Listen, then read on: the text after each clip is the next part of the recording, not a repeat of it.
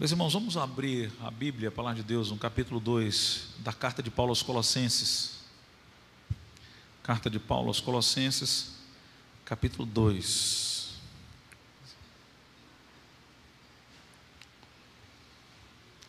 Quero que você acompanhe a partir do verso 20, o que diz a palavra de Deus.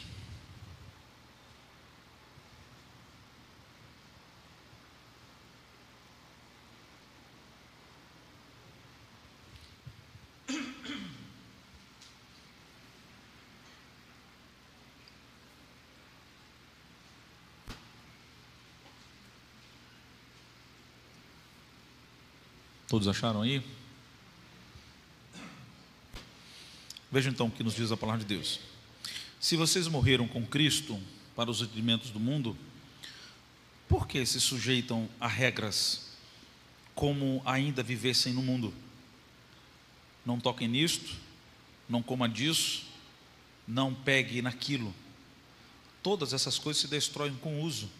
São preceitos e doutrinas dos homens. De fato, essas coisas têm aparência de sabedoria ao promoverem um culto que as pessoas inventam, falsa humildade e tratamento austero do corpo, mas elas não têm valor algum na luta contra as inclinações da carne. Meus irmãos, o apóstolo Paulo, ensinando a igreja dos Colossenses, estava falando e ensinando a igreja, rebatendo alguns conceitos, alguns pensamentos gnósticos ou de filosofias daquela época que estavam sendo pregados. Por exemplo, Paulo condena claramente o gnosticismo, Paulo vai e condena o legalismo, Paulo vai e condena também aqui na carta aos Colossenses o sincretismo religioso, não é? E agora Paulo começa a descrever e a condenar também um ensino que se propagava naquela época, chamado de ascetismo.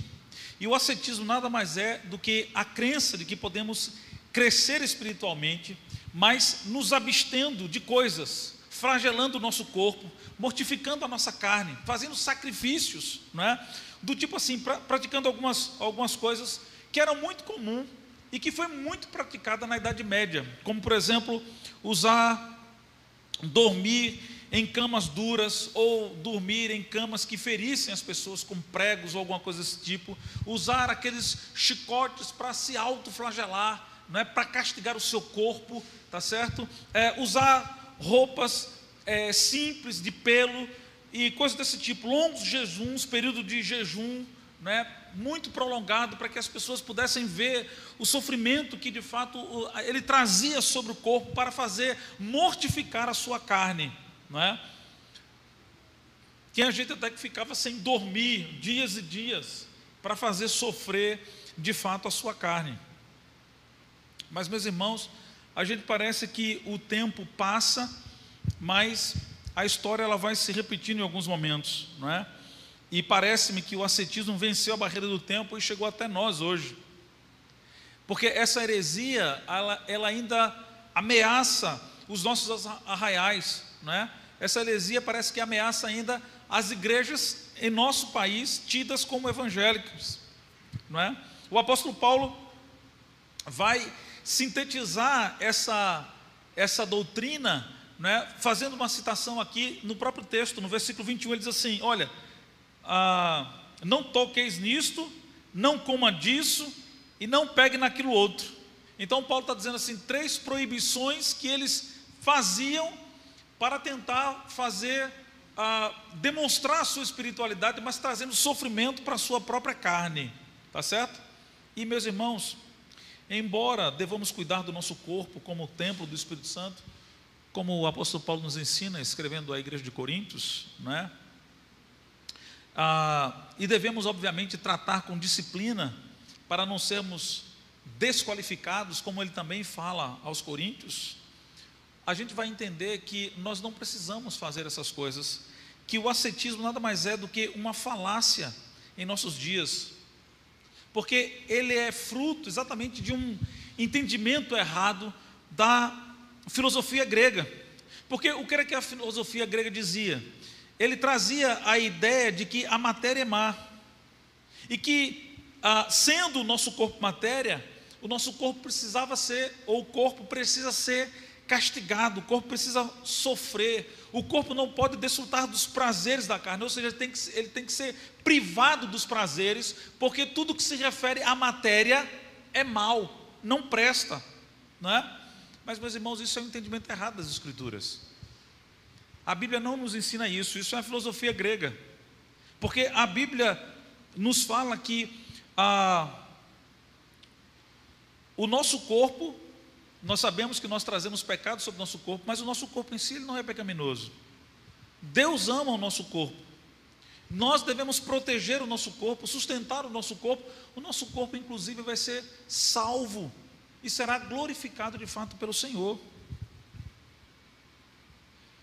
Mas muitos crentes hoje, em nossos dias, propagam a ideia, muitas igrejas, e nós acabamos sendo influenciados, porque estamos aí navegando pela internet, assistindo programas de rádio, de televisão, de todas as pessoas, e às vezes não fazemos uma escolha, não fazemos uma seleção qualificada, e acabamos engolindo todo tipo de assunto ou de ensinamentos que nos são dados em nome de pessoas ditas pastores ou ditas religiosas, e que passam esses ensinamentos errados, dizendo que nós temos que de fato sofrer, que temos que mortificar a nossa carne, como se a nossa carne de fato fosse algo mal, ruim ou não prestasse.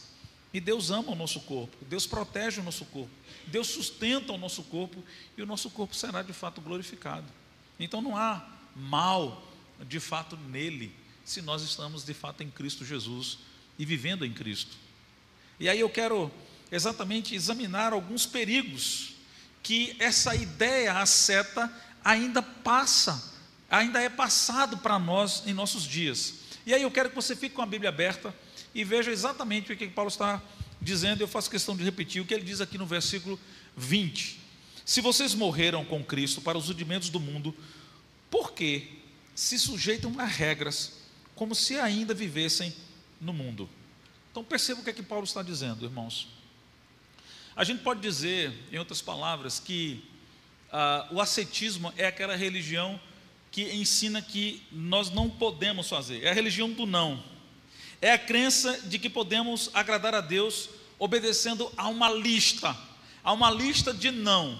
Não faça isso, não faça aquilo outro, não é? Você não deve agir assim, você não deve fazer assim, você não deve, como se a vida cristã tivesse ser resumida assim, não. Posso, não posso, devo, não devo. Porque para o ascetismo, irmãos, a ênfase está exatamente nos aspectos negativos e não nos positivos. E ser cristão, ser genuinamente cristão, meus irmãos, é muito mais, não é, de quem você não é do que de quem você é. É muito mais daquilo do que você não pratica do que aquilo que você pratica. Porque aqueles que se deixam levar por essa ideia, não é, do ascetismo, tornam-se escravos de regras, que são nada mais nada menos do que preceitos de homens e não de Deus.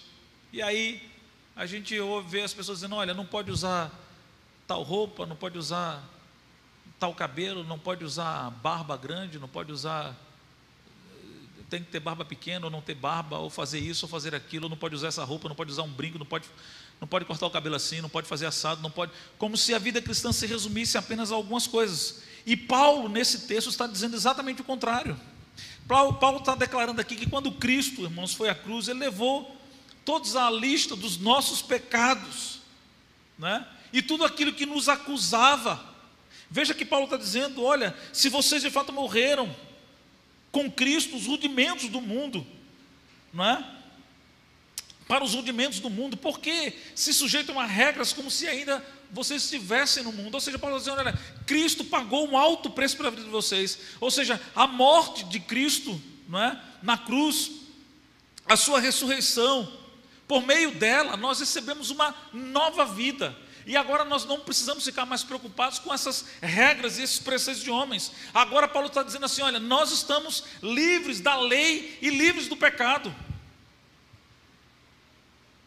Nós não precisamos mais colocar o nosso pescoço debaixo desse jugo, porque o jugo de Cristo é suave, o seu fardo é leve. Então ele está tirando exatamente esse peso.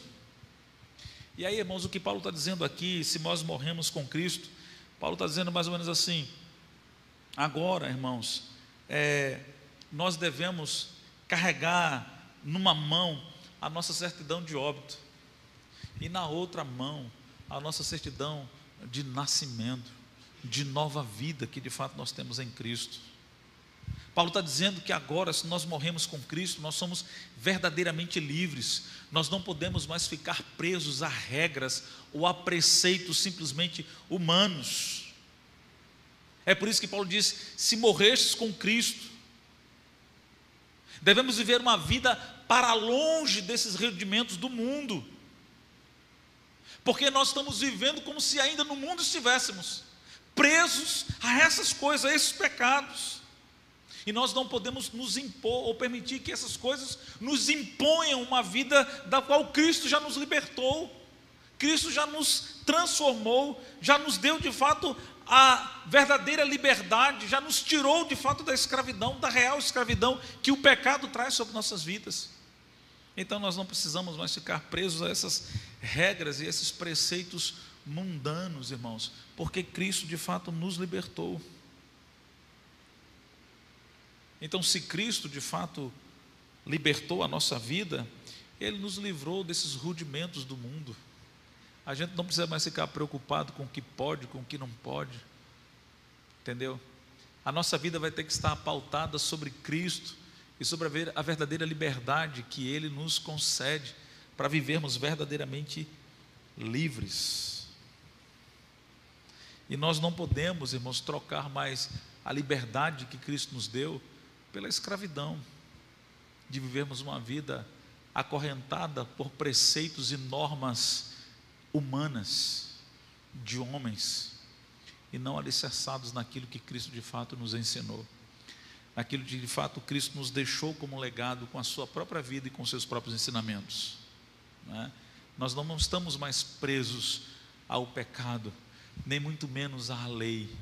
Cristo de fato nos libertou. E se Ele morreu, e se de fato nós morremos com Ele, então essas regras não nos dominam mais.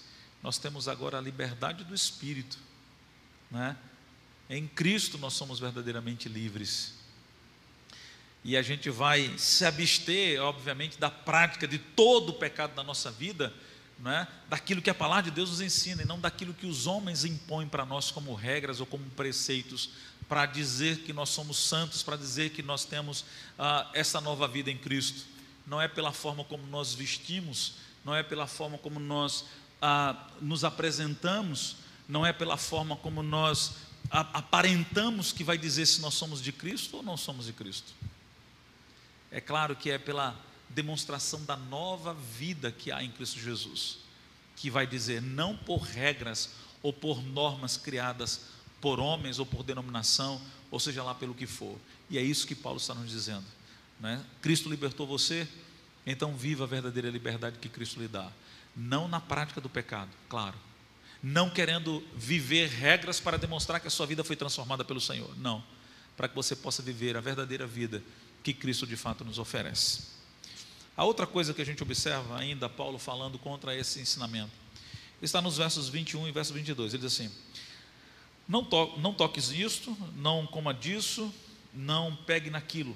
Todas essas coisas se destroem com o uso e são preceitos e doutrinas dos homens, né? Que eu estava dizendo anteriormente. Então veja que Paulo está dizendo que o ascetismo, irmão, ele está preocupado apenas com a aparência e não com a essência das coisas, né? Ele está dizendo assim: olha, não toque nisso, é o que eles dizem, né? Não coma galinha de cabidela, né? Eu vi o reverendo Augusto esses dias, postou no Instagram dele, ele tinha comido uma buchada, né, que ele ganhou de presente, acho que foi no Dia dos Pais, pelo filho dele. Ele estava comentando isso com a gente na reunião que a gente tem toda segunda-feira do mês, lá na primeira igreja. A gente toma um café, os pastores do nosso presbitério, e conversamos algumas coisas, e ele estava falando exatamente sobre isso. Ele fez postei, aí ele estava dando risada lá. Ele tinha postado, acho que tinha postado no dia anterior, acho que foi no domingo, e era segunda-feira, E ele estava dando risada lá, porque observando as críticas que o pessoal estava falando. O que, reverendo? Comendo bucho, comendo esse negócio, sangue, não sei o que, tal. E é exatamente isso que o texto está nos falando aqui, meus irmãos. Paulo está dizendo assim, olha, os ascetas, né, diziam assim, não toques nisso, não coma disso, não pegue naquilo. Todas essas coisas se destroem com o uso, são preceitos e doutrina de quê? Dos homens. Os irmãos estão entendendo? Era isso que Paulo estava dizendo. As pessoas muitas vezes, as religiões, os homens, estão muito mais preocupados com a aparência do que com a essência. Aonde é que o reverendo Augusto, comendo uma deliciosa buchada que ele ganhou do filho dele, como presente do Dia dos Pais, isso revelaria que ele não é uma pessoa convertida, está cometendo algum tipo de pecado, não é? E aí veja, irmãos, ou seja, Paulo está dizendo, em outras palavras, que o ascetismo nada mais é do que uma religião de aparência, porque eles se preocupam apenas com a forma e não com a essência. Eles se preocupam com o método, eles não se preocupam com o conteúdo, eles estão se preocupando com a aparência exterior e não com a interior. E aí o grande lema deles é o que Paulo está dizendo: não manuseie, não prove e não toque. Esse é o preceito deles. Olha, não usa batom não, batom é pecado, mulher não pode usar batom. Olha, não veste assim, não, mulher tem que usar uma roupa, tem que cobrir até a canela, não pode ficar com a canela de fora.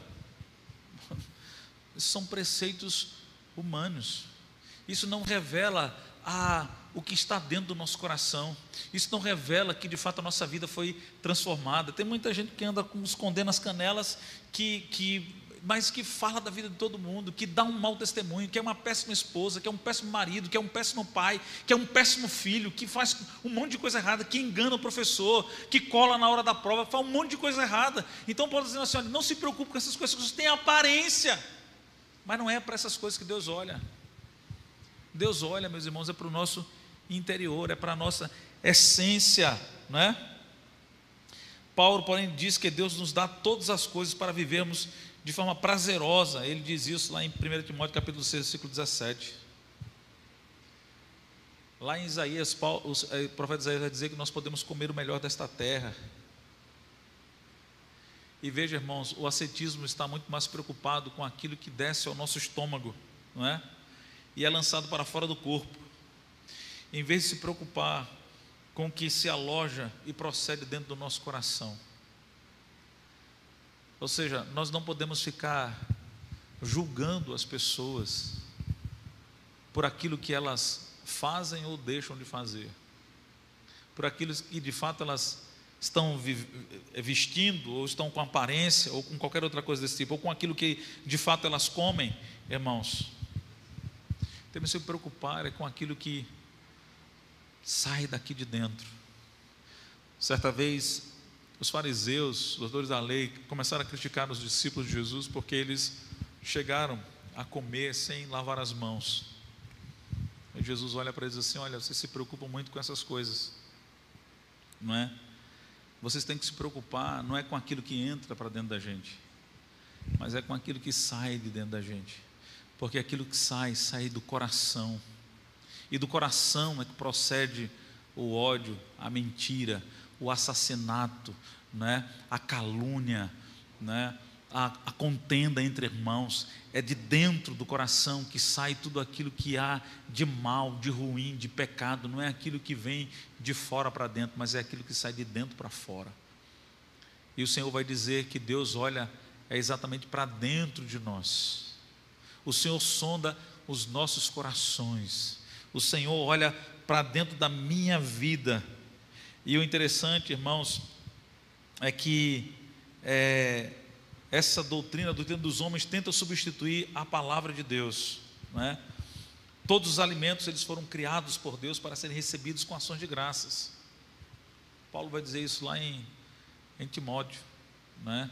Escrevendo a Timóteo, Paulo diz isso claramente. 1 Timóteo 4,3: tais pessoas afirmam que é errado se casar e proíbem que se comam certos alimentos que Deus criou para serem recebidos como ação de graças, pelo que são fiéis e conhecedores da verdade.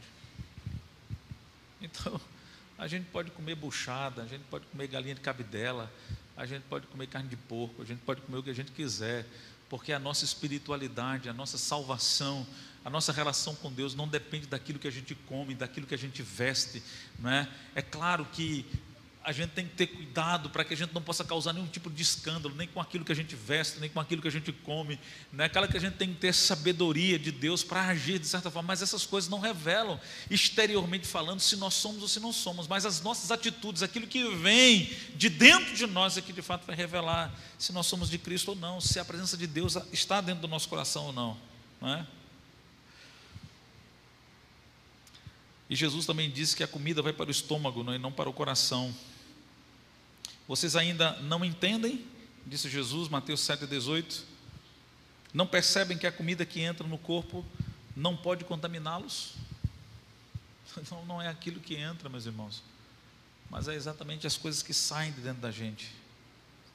E Paulo vai dizer também, escrevendo aos Romanos, que não existe nenhuma coisa em si mesma impura. Romanos 14, Paulo diz assim: eu sei e estou convencido com base na autoridade do Senhor Jesus, que nenhum alimento é por si só impuro, é por si mesmo impuro, mas se alguém considera errado ingerir determinado alimento, para essa pessoa ele é impuro. Ou seja, se você julga que aquela comida não serve para você, então não coma, não tem problema. Agora, não julgue o outro por comer a mesma comida que você considera impura. Se ela é impura para você, beleza, não tem problema não, seja feliz, mas não julgue nem condene quem acha que aquela comida não é para si mesmo impura. É isso que Paulo está dizendo, irmãos. E eu fico preocupado, porque muitas vezes nós queremos ser assim também, legalistas. Nós queremos e estamos preocupados muito mais com a aparência das coisas. Estamos muito mais preocupados, sabe, com a forma com que é feito as coisas. E, meus irmãos, a forma não revela absolutamente nada da essência. Por exemplo, se você ler o capítulo 1 do livro do profeta Isaías, você vai perceber que a liturgia, você vai perceber que a forma como a nação de Israel adorava estava impecavelmente correta. Mas o que é que Deus vai dizer lá à nação de Israel? Eu não suporto as orações de vocês. Eu estou cansado dessa adoração enfadada de vocês. Vocês me honram com seus lábios, mas o coração de vocês está longe de mim. Arrependam-se, não é? Deus estava cansada daquela aparente adoração, daquela forma perfeita de se apresentar a Deus, mas a vida daquele povo estava distante do Senhor. Eles não estavam preocupados com os órfãos, com as viúvas, em atender as necessidades, em socorrer aqueles que precisavam, mas eles estavam adorando impecavelmente correto. A liturgia estava certíssima, e Deus disse: olha, eu não suporto a adoração de vocês, eu tenho nojo daquilo que vocês estão fazendo diante do Senhor. Arrependam-se, arrependam dos seus pecados. E, meus irmãos, Deus não está preocupado com a nossa aparência.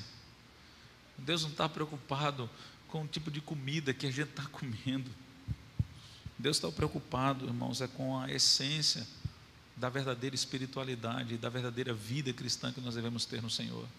Deus está preocupado, não é com aquilo que a gente faz aqui dentro da igreja, mas é aquilo que a gente faz quando nós não estamos junto da nossa esposa, quando nós não estamos junto do nosso marido, quando nós não estamos perto do nosso pai, da nossa mãe.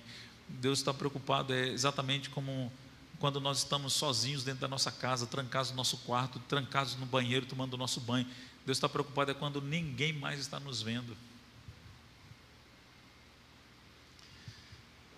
com a nossa essência. Deus não está preocupado se a gente está lendo a Bíblia aqui na igreja. Deus quer saber e quer ver se você está lendo a Bíblia sozinho em casa, se você ora sozinho em casa. É aí que você vai demonstrar a sua verdadeira espiritualidade. Porque fazer os trejeitos na igreja, ter a forma na igreja, né? Os preceitos ali, a linguagem cristã, Isaías abençoado, irmãos, povo de Deus, não sei o quê, varão valoroso, né? Meu irmão, isso aí, essa linguagem evangeliquez ou evangelical, ou não diz se você é ou não é. Deus está olhando para o teu coração. Deus sonda o teu coração e a tua vida, não é? Essa é a verdadeira espiritualidade. Deus não está preocupado com as nossas aparências. A fé cristã, irmãos, se preocupa com a essência da verdadeira espiritualidade, da verdadeira vida que nós devemos nutrir com o Senhor, com o nosso Deus. E em terceiro lugar, verso 22, Paulo diz assim: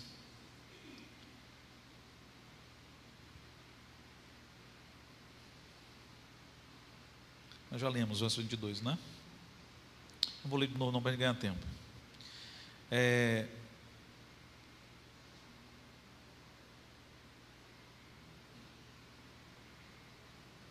Veja que ele diz assim, a ideia que Paulo vai passar agora é de que esses preceitos, essas doutrinas de fato são de homens, porque o ascetismo, ele tinha como objetivo proibir em nome de Deus, né?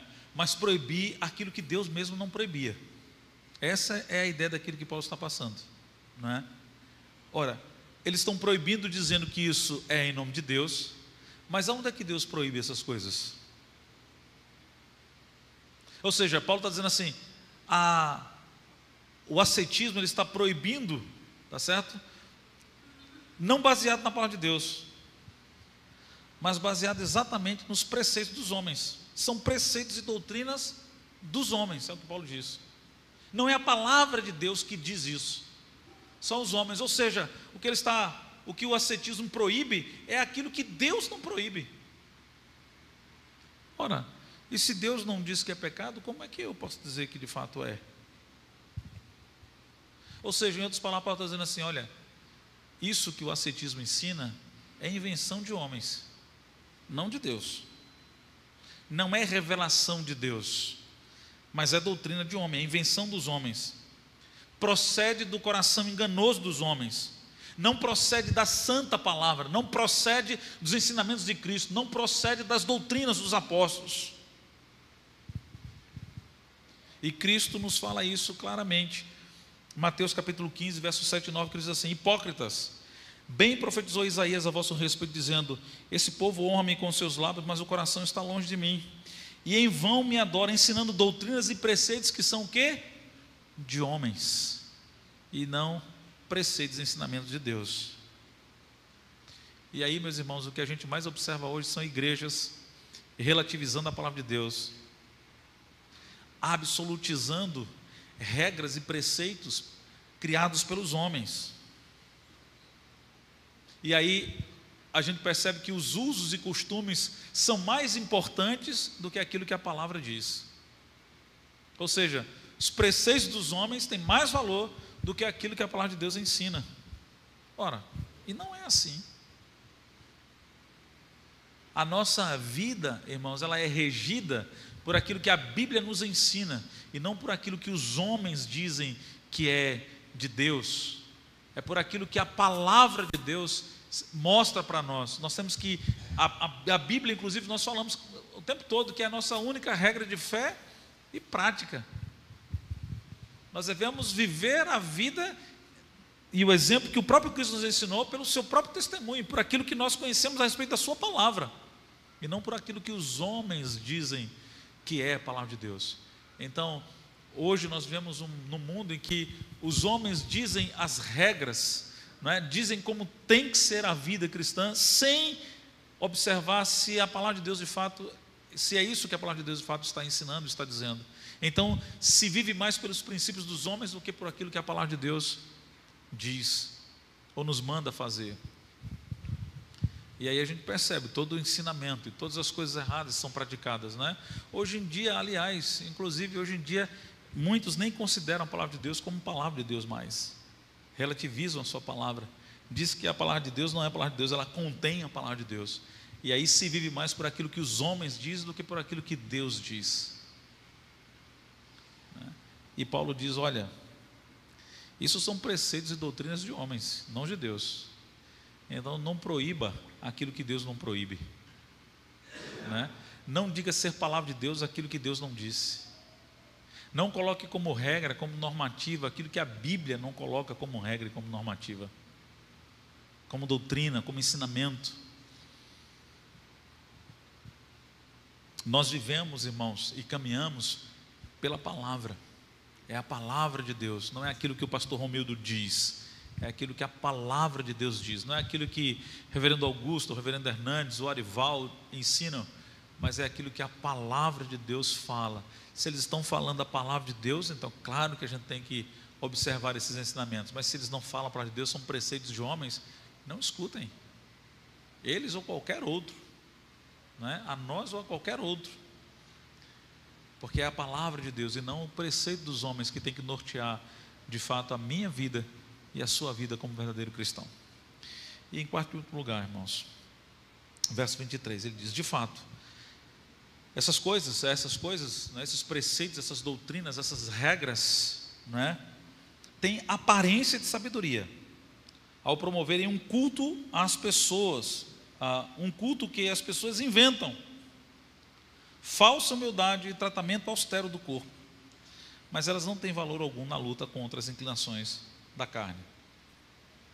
Ou seja, irmãos, Paulo está dizendo em outras palavras, olha, o ascetismo ele é enganador, porque, aliás, ele é enganador em suas próprias propostas, não é? Por quê? Porque ele tem aparência de sabedoria humilde, mas Paulo diz assim, mas isso não tem valor algum diante de Deus. Ou seja, Paulo está dizendo assim, olha, isso nada mais é do que um sacrifício inútil. Paulo diz, é um culto a si mesmo, ela é uma religião feita para si mesmo, tem uma piedade falsa, fingida. Paulo está dizendo, isso nada mais é do que uma invenção barata, isso é uma fabricação do próprio raciocínio humano, é um culto falsificado, é uma adoração falsa, não tem valor espiritual algum, é enganoso, não torna ninguém mais santo do que ninguém, ninguém é mais santo por fazer ou deixar de fazer essas coisas. E aí, meus irmãos, Paulo está nos alertando, dizendo que essas regras, essas regras rigorosas, elas não têm valor algum contra a sensualidade, verso 23. Então, irmãos, nenhum amontoado de regras religiosas pode mudar o coração do homem. Só quem muda o nosso coração é o Espírito Santo de Deus pela palavra de Deus. Somente. É o Espírito Santo de Deus que muda o nosso coração pelo ensino correto das Sagradas Escrituras. E não são regras, não são leis ou normas criadas simplesmente por homem. Então Paulo está dizendo que a santificação asceta, ela é legalista. E claramente ela está sendo rejeitada pelo apóstolo Paulo. Veja, irmãos, Paulo não está pregando aí quanto uma vida de santidade. Paulo não está pregando que nós não devemos nos santificar, de lutar contra a nossa carne. Não, Paulo está falando que nós devemos fazer isso. Paulo está dizendo que a gente não tem que fazer essas coisas que são puro legalismo humano para mostrar o sofrimento do nosso corpo como sendo aspectos da nossa santificação, ou nos tornando, nos qualificando para que a gente possa ser salvo, porque a nossa salvação não depende dessas coisas aí, a nossa salvação depende exclusivamente daquilo que Cristo fez.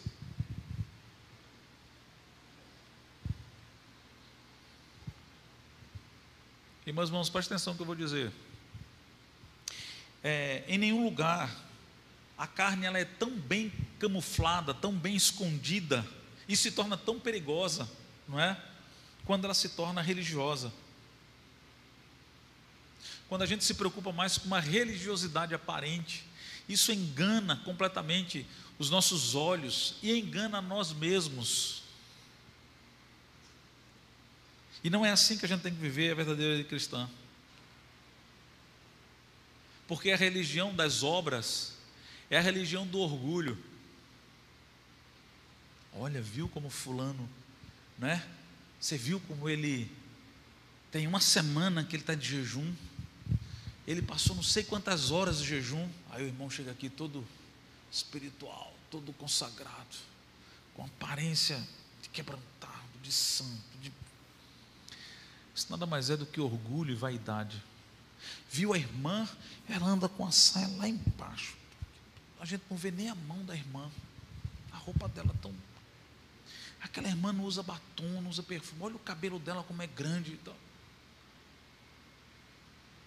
como aquela irmã espiritual.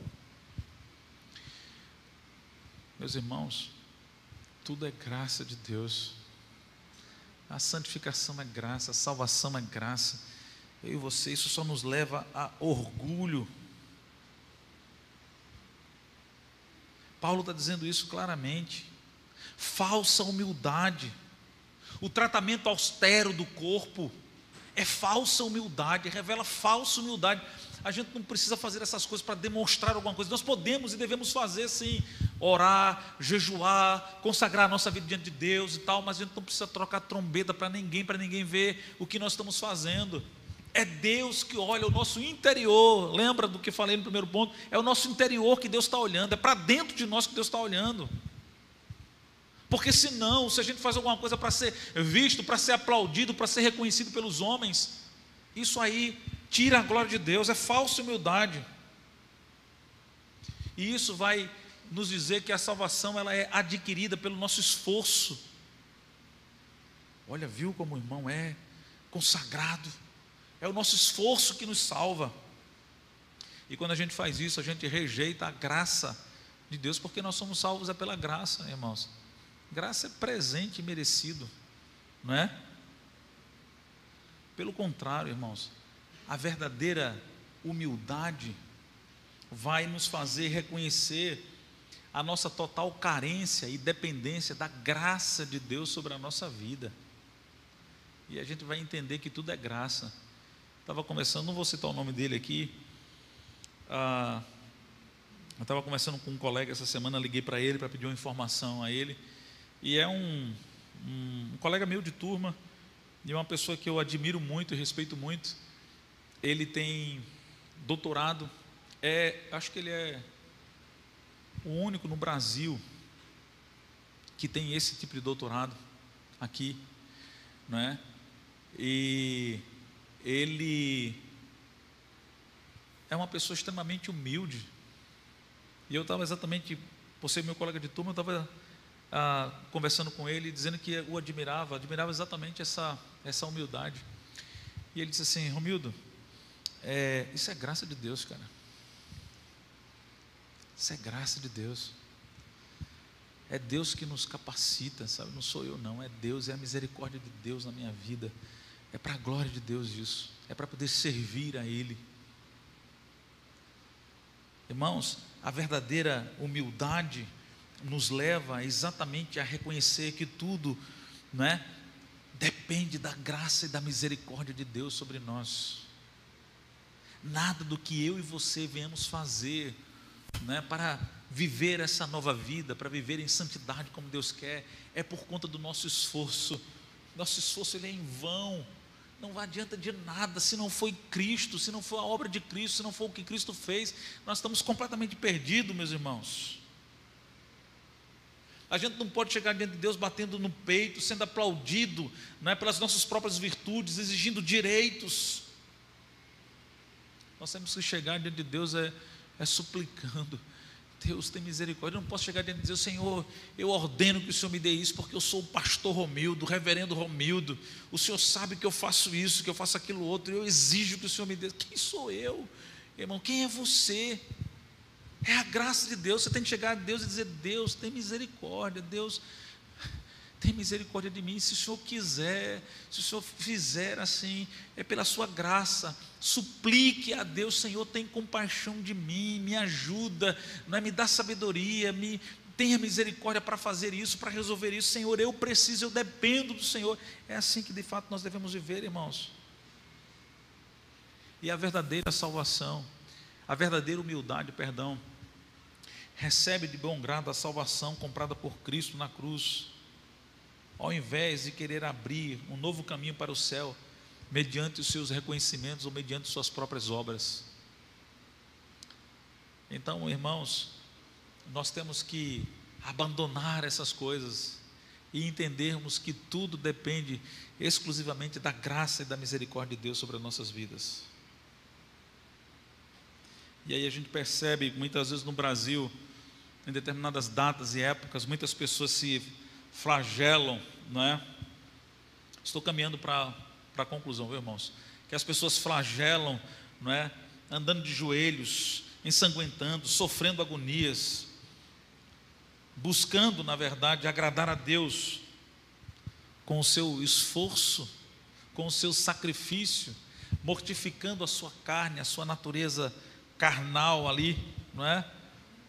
Mas isso não comove o coração de Deus, porque não é pela aparência, e não é por aquilo que a gente possa fazer, mas é pelo que Cristo fez. É muito mais fácil, muito mais simples do que nós imaginamos, meus irmãos, não é? Paulo reconhece que o ascetismo pode produzir visões, mas a condenação dele recai sobre o motivo e os resultados daquilo que de fato eles vão ter como visões. E é interessante que o que aquelas pessoas queriam nada mais era do que uma experiência espiritual que passasse por cima de Cristo, que procuravam na verdade uma exaltação, não é? Uma gratificação, uma exaltação puramente sensual, puramente humana, para que o seu nome pudesse ser de fato visto e reconhecido. Mas isso resultava como orgulho e vaidade para o coração daquelas pessoas, não é? Orgulho e vaidade. Paulo vai dizer que passava como sensualidade, não é? Sensualidade, esse tratamento austero do corpo. A gente não santifica a carne desse jeito. Não é dessa maneira que a gente santifica a nossa carne. É de fato pelo que Cristo fez, é pela leitura, é pela oração, é pela devoção, é pela comunhão com Deus, sem precisar desse esforço, né, dessa mortificação de fato da carne fisicamente falando. É buscando de fato uma consagração diante de Deus. E nós precisamos parar para pensar nisso, irmãos. A verdadeira intimidade com Deus, a verdadeira comunhão com Deus, ela se dá no dia a dia da nossa vida, da nossa consagração, sem precisar, né, de trazer sofrimento para nós mesmos. Claro que a gente tem que ser disciplinado, a gente tem que ter hora de orar, hora de ler a Bíblia, que a gente tem que entender que é importante vir à igreja, que é participar dos cultos, que a gente tem que viver nessa dinâmica que devemos viver na vida da igreja. Isso é importante, mas não são essas coisas que vão dizer se somos ou se não somos, se é ou se não é. É muito mais aquilo que eu e você vivemos quando ninguém está vendo, a verdadeira vida que de fato nós devemos desenvolver no Senhor, a verdadeira santidade, a verdadeira mortificação da velha natureza. É quando nós brigamos todo dia com a nossa carne para não pecar, é quando o pecado tenazmente nos assedia, não é? E nós dizemos não, e nós existimos, e não está ninguém vendo, é só você e você mesmo, e Deus está ali vendo a tua luta, o teu desejo de amar, de ser melhor, de se consagrar, de dedicar, de lutar, de dizer não, de resistir às tentações e tal, e Deus contemplando, e você sabendo que foi os méritos de Cristo, que é a graça de Deus, que é a misericórdia de Deus ali te fortalecendo, e só você diante de Deus ali sabendo de todas as lutas e todas as dificuldades que você passa diante do Senhor. Deus está vendo, porque Ele sabe que isso nos remete a uma dependência completa e total dEle, que a gente sabe que sem Ele a gente não vai chegar a lugar nenhum e não vamos fazer absolutamente nada, porque a nossa vida tem que estar centrada nele, porque foi Cristo, né? Porque é por Ele, por meio dEle, para Ele são todas as coisas. É Cristo, irmãos, na minha vida e na sua vida somente. Viva a vida cristã com liberdade. E não se prenda a essas normas e esses conceitos puramente humanos, que nos distancia da verdadeira religiosidade, né? Da verdadeira espiritualidade, melhor dizendo, que nos aproxima e que nos torna dependentes da graça e da misericórdia de Deus em nossas vidas, em Cristo Jesus. Amém.